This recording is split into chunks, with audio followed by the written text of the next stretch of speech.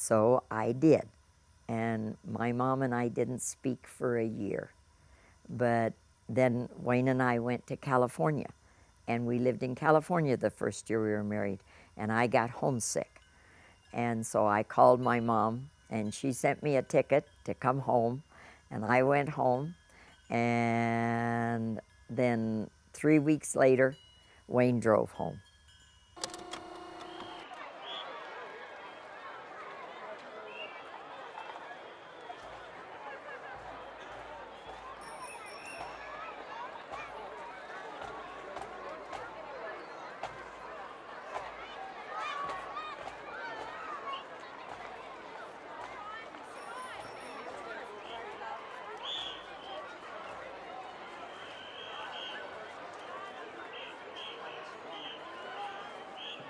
Okay, in a nutshell, making a long story short, I had 4 children. I had delivered 5 children, and we lost one, a little boy, and he was born with spina bifida.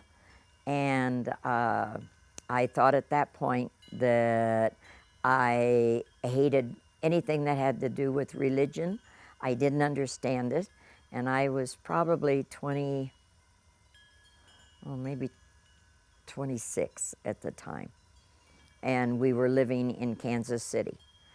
And that was probably the first time in my life I had ever been bitter. And I was very bitter. But out of everything bad in my life, it seems like something always good comes from it. And I think it made Wayne and I closer. And I even, many times when people ask me why we're still together after 61 years, my answer is that we've gone through tragedy, we've gone through being very poor, we've gone through having money, but all of that has made us closer. And we have always, as you can tell, I'm a talker, so I have always been able to talk.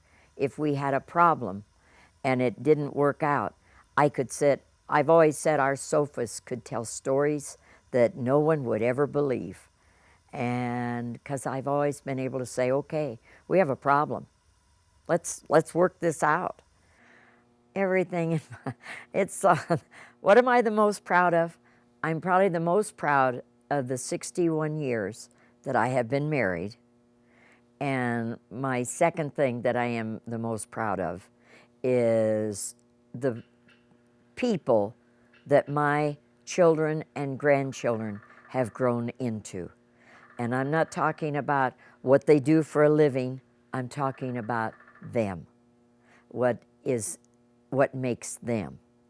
And that is the second thing that I am the most proud of, is what they have turned out to be, the men and the women that they have turned out. My great-grandchildren I can't talk about yet, but my grandchildren and my own children, there's never a day that I don't thank him for them and for what he helped us make the foundation. Because no matter where they stray, their foundation is there. The most difficult thing that I had happen in my 78 years was losing Chris. And I didn't do a very good job of dealing with it in the beginning. But I have a wonderful priest that I have to thank for it. And he came to the house and knocked on the door. And I told him, you don't want to come in here, I don't want to talk to you, and you don't want to talk to me. But he said, oh, yes, I do. And he put his foot in the door and he says, I'm coming in, Pat. And he did, and we sat down and had coffee.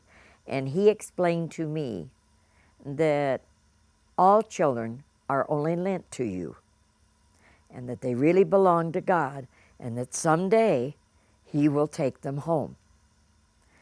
And for some reason, that pacified me, and from that day on, then that's what Wayne and I lived with. And that's how I got through it. But that was the worst thing.